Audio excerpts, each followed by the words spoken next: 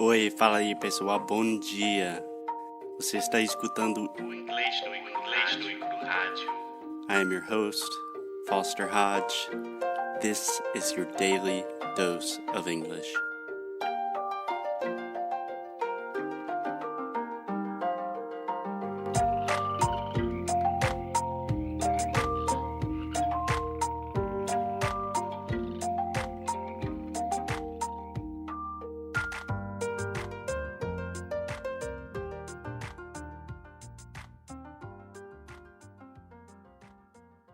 Hello, hey, what's up guys? It's Foster from Inglês no Cru. I'm here with Alexia.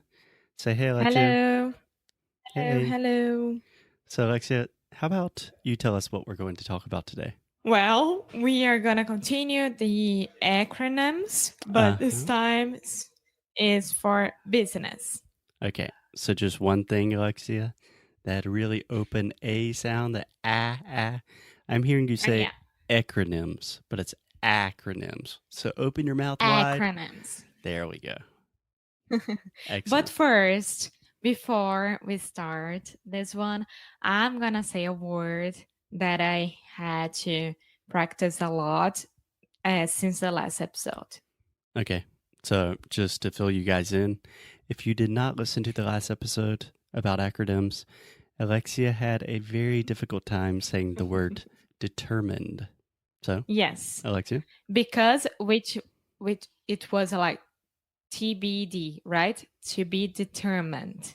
Yes. Ha. Nice. 1 point for Team Alexia. I will give that to you. To be determined. Yes. Cool. So, Amo, in business English, everyone wants to use business English. All my students want to learn business English. And a really important thing is when we're talking about business, we use a lot of acronyms.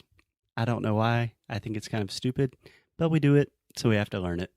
So you ready to go? Yeah. Yes, I'm ready. Let's go. Okay, Alexia, you studied business in college, right? Yes, I did. So you should be good at this. The pressure's on you. Thank you. Let's go. Just kidding. No pressure. So, Alexia, can you tell me a very basic thing that most of my students don't know is what does CEO stand for? Chief Executive Officer. That's my girl. Awesome. Yes, which means like the head of the office, the president, the high director. Yeah, the CEO is normally the main guy. He's the boss. Yeah. He's the boss. So what about, there are a lot of things. He or she. Let's do it. He or she. The future is female. # feminism. Yes. We can't forget that. Great. So there are a lot of these with, when we talk about like the executive department of a company. So we have, for example, the CFO. It's from the financial, right? Uh-huh. So what does CFO stand for? Chief Financial Officer. Perfect. And I'll give you a tip when you're talking about marketing. We have the CMO. Yes, Chief Marketing Officer. Awesome. And you can pretty much apply this structure to any department, like the CTO. I see that a lot in new startups. The Chief Technology Officer. The COO is the Chief Operations Officer. Say a lie. Operating, I think. Yeah. It's kind of stupid that I have an MBA and I still don't know some of these acronyms. So, Alexia, do you know what an MBA means? Yes, it's a Master in Business Administration. Perfect. A master's. So master's always has the S. Okay. It's a Master's in Business Administration. Perfect. So, Alexia, can you think of any other acronyms that are related to business? I can't remember of any acronyms, but really, really dumb things that people say during the day, if you want me to say it. Yeah, please. I love listening to dumb things that people say in offices.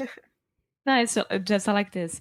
Hoje eu tenho um call com o CEO de não sei aonde. As pessoas sempre usam call ao invés de falar, tipo, uma reunião por telefone ou um meeting para falar de reunião normal. Então, eu acho isso um pouco desnecessário. É, amor, você não pode me ver agora, mas é a coisa que me irrita pra cacete. É que eu amo o Brasil, eu amo os brasileiros, todos os meus alunos queridos, mas tentando colocar algumas palavras americanas em, sei lá, um ambiente de negócios não ajuda. Budget, sempre escuto isso. Porque o budget, a gente não tem o budget, porque o nosso budget. Vocês têm a palavra orçamento. Pô, Aham. Eu sei, eu não entendo. que coisa Eu ridícula. entendo a gente abrasileirar as coisas, mas eu não entendo isso, sinceramente. Imagina, vice-versa, tipo, ao Ao contrário. contrário. É, se eu falasse, yeah, we're not gonna do this project because we don't have the orçamento. You know?